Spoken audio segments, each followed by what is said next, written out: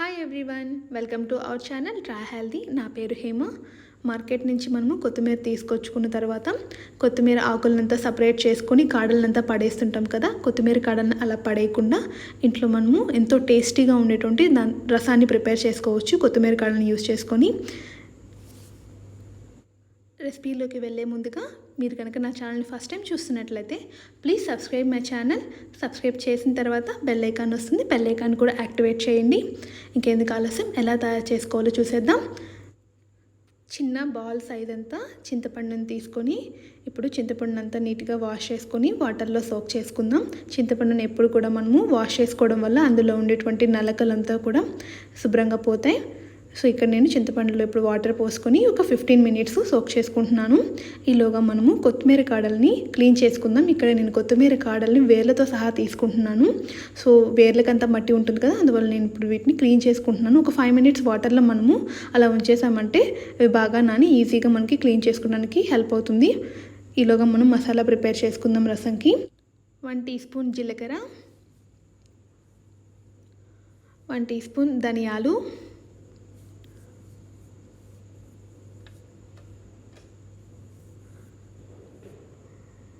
అలాగే ఒక ఎండుమిర్చిని నేను 2 ముక్కలు కట్ చేసి యాడ్ చేసుకుంటున్నాను. ఈ మసాలా నేను రోస్ట్ చేయకుండానే పచ్చిది గ్రైండ్ చేసి వేసుకుంటున్నాను. ఇందులో ఒక 10 వెల్లుల్లి రెబ్బలు. వెల్లుల్లిని ఎక్కువగా యాడ్ చేయడం వల్ల రసం మనకి మంచి టేస్ట్గా వస్తాయి. ఇప్పుడు ఇందులో నేను మిరియాలను యాడ్ చేసుకుంటున్నాను. మిరియాలని ఒక 1/4 టీ స్పూన్ వరకు యాడ్ చేసుకుంటున్నాను. మిరియాలను ఎక్కువగా ఇష్టపడే వాళ్ళు ఇంకొంచెం కూడా యాడ్ చేసుకోవచ్చు. సో ఇలాగ నేను కోర్స్గా గ్రైండ్ చేసుకుంటున్నాను. మరీ పేస్ట్ లాగా కాకుండా కోర్స్గా గ్రైండ్ చేసుకుని ఒక పెద్ద ఎర్రగా పండినటువంటి టమోటాస్ని తీసుకుంటున్నాను. ఈ రెండింటిని కూడా చిన్న చిన్న ముక్కలుగా కట్ చేసుకుని ఈ మసాలాలో యాడ్ చేసుకుని ఇప్పుడు మనము బ్లెండ్ చేసుకుందాము. మరీ ఫైన్ పేస్ట్ లాగా కాకుండా కోర్స్ లాగా బ్లెండ్ చేసుకుంటే మనకు రసంలో బాగా ఉంటుంది తినేటప్పుడు. సో ఈ విధంగా కోర్స్ లాగా గ్రైండ్ చేసుకొని పక్కన ఉంచుకుందాం. సో కొత్తిమీర కాడలు బాగా నానిపోయాయి. సో మనం మట్టిని అంతా క్లీన్ చేసుకుందాం. సో యాక్చువల్గా ఇట్లాగా ఆ రెమ్మల్లో అంతా మట్టి ఉంటుంది. సో వాటిని అంతా నీట్గా మనము క్లీన్ చేసేసుకుందాం. ఇప్పుడు క్లీన్ చేసుకొని ఈ కాడలన్నింటినీ కూడా ఇప్పుడు దారంతో మనము టై చేసుకుందాము. ఇలా టై చేయడం వల్ల మనము రసంలో వేసినప్పుడు విడివిడిగా అంతా పోకుండా ఒకే దగ్గర ఉంటాయి. రసం చేసేసిన తర్వాత మనము వాటిని తీసేయడానికి కూడా ఈజీగా ఉంటుంది మనకి. సో ఈలోగా మనకి చింతపండు అంతా నానిపోయింది. సో ఇందులోంచి మనము జ్యూస్ని ఎక్స్ట్రాక్ట్ చేసుకుందాము.